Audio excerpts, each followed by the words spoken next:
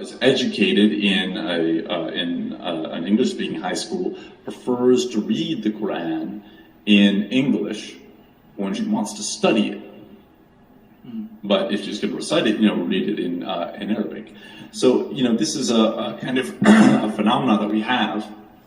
And since there are, I would say, if there were not another English translation out there of the Quran, I wouldn't try to be the first.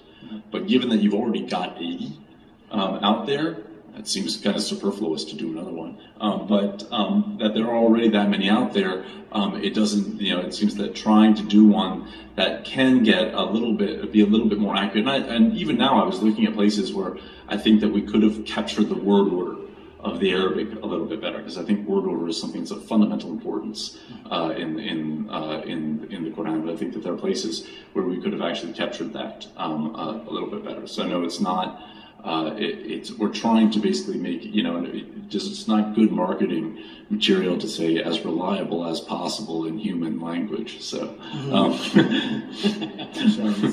well, it leads me to my second question, which I don't know, perhaps it may not be as challenging to you or not, but I sort of feel that perhaps it may be somewhat challenging for you, because it relates to the question of authority and how persuasive this book is expected to be, or potentially could be. And I personally have a desire for the study of the Quran to be authoritative, to be accepted by as many people as possible. And but I wonder if there are certain things that have been done, or certain decisions that have been made with regard to the publication of this book, or things that happened prior to it even, which may challenge or make it difficult for certain people to, and Muslims in particular. Now we know that, okay, we can say it was just an academic work, but we know that we have two communities generally. We have the mainstream community, which is not an academic community. Our community is largely a devotional community. And then, of course, as an academic, I can look at this and say, oh, yeah, I like this, I don't like that, I agree, I disagree.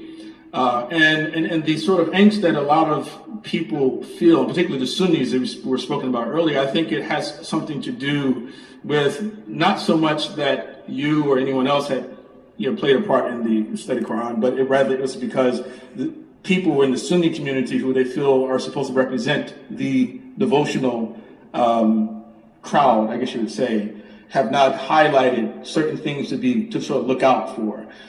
So at any rate, so the issues I think that are challenged to that objectivity and authority, they relate to, first and foremost, the committee itself.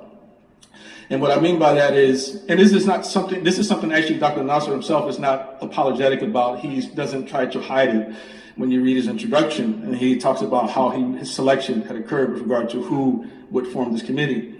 And one thing that is apparent from the committee is that he's talked about this unity that they have, this unity of, there's an intellectual unity amongst the committee, there's a philosophical unity, and a spiritual unity amongst those three of the members of this committee. But another thing the members of the committee share is that all of them are either, we could say, mentees of Dr. Nasser or students in one way, shape, or form, which itself kind of, I guess you can, when you look at this, that perhaps it can challenge that objectivity. Another aspect of that, it would be just when you look at the qualifications listed of each of the editors, that we find, of course, that each of them, for instance, are what they share would be like specialization in philosophy, specialization in Sufism, some of them perhaps as well Shi'ism, and some of them theology, like yourself, comparative theology.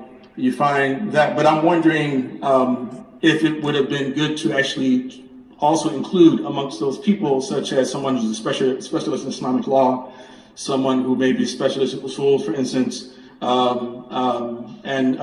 or a specialist in hadith, scholars, like that, unless we're saying that philosophy itself is the meta discipline and it is sufficient for everything else, and of course for Shiites that might work, but for Sunnis historically it'd be a challenge, because for Sunnis, historically, theology has been the meta discipline for Muslims. So if we don't have those things there, then it could become a challenge. And then lastly, I would say another thing that makes it, which is a challenge of objectivity, has to do with the very fact that the three main journal editors, two of them being American converts, and then a third one being from Canada, of course, not a convert, but as mentioned, Circassian heritage.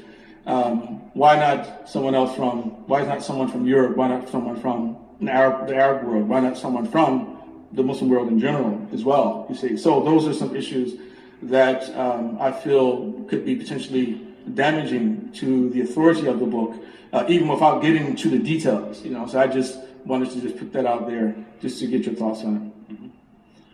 Well, first of all, one thing I should say, there were several other people that we actually did try to get along the way to be editors in the project, and most people looked at the size of this project and just said, like, I got a family, I got a life. And so we really did actually try in many ways to have a larger, more expansive and more representative committee. We actually tried that also with some of the essays, and this task is going to be. There's a lot of stuff that we had some knocked down, dragged out, or part of it is related to this, is the question of the authority of the text. I really don't. It's out there. It's going to assume whatever position it assumes, and I can't control that in any way, really. But we're not at all happy with the perspectives that were out there in study Bibles. And so they wanted to do another one that had a more evangelical perspective, a more Catholic perspective, a more Orthodox perspective, and things along these lines. And so I think that others should be done. And if anybody wants to do another one, I'd be happy to tell them the pitfalls and the things to watch out for, and help them compose their goodbye letter to their wife for the next 9 years, and then go on your way. But it really is something that I think that one of the things that you bring out is like it would actually be really great to see the Sunni study Quran and be able to if you want to do the Sufi study Quran, count me in, But there should also be a Shiite study Quran.